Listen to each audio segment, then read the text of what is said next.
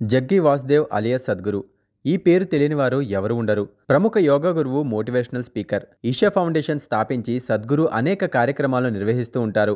అనేక దేశాల్లో సద్గురుకి శిష్యులు కూడా ఉన్నారు. సద్గురు స్పీచెస్ వినడానికి వేరే దేశాల నుంచి కూడా వస్తూ ఉంటారు. అయితే సద్గురు భార్య విజయ్ కుమారి మహాసమాధి అయ్యారు.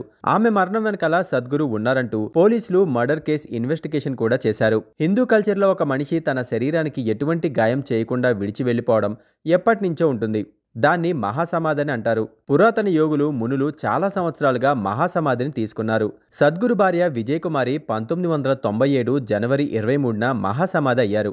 ఇది చాలా కాంట్రవర్సీ అయ్యింది. అయితే విజయ్ కుమారి ముందుగా యోగా టీచర్గా, బ్యాంకర్గా, వాలంటీర్గా పనిచేశారు. ఆమె సద్గురు భార్యగా అందరికీ పరిచయం. ఆమె కూతురు Radhe Jaggi Indian classical dancer. ఆమె చనిపోయినప్పటి నుంచి ఆమె మరణానికి చాలా మంది కారణాలు అడుగుతూ ఉంటారు. కాకపోతే ఆమె తన ఇష్టపూర్వకంగానే మహాసమాధి అయ్యారని కొందరు అంటూ ఉంటారు.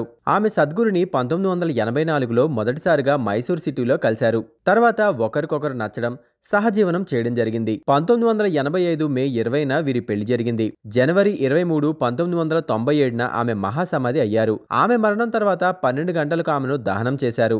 అది కాంట్రవర్సీ అవడంతో విజయ్ కుమారి తండ్రి కోయంబత్తూర్ పోలీస్ స్టేషన్లో సద్గురు మీద కేసు పెట్టారు. తర్వాత 8 నెలల పాటు ఈ కేసు విచారణ కొనసాగింది.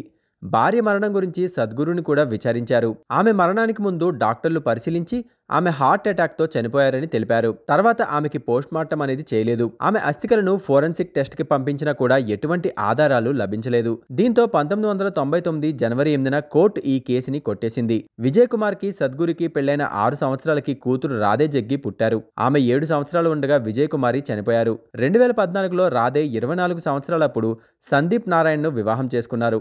ఈషా ఫౌండేషన్లో ఈ వివాహం జరిగింది.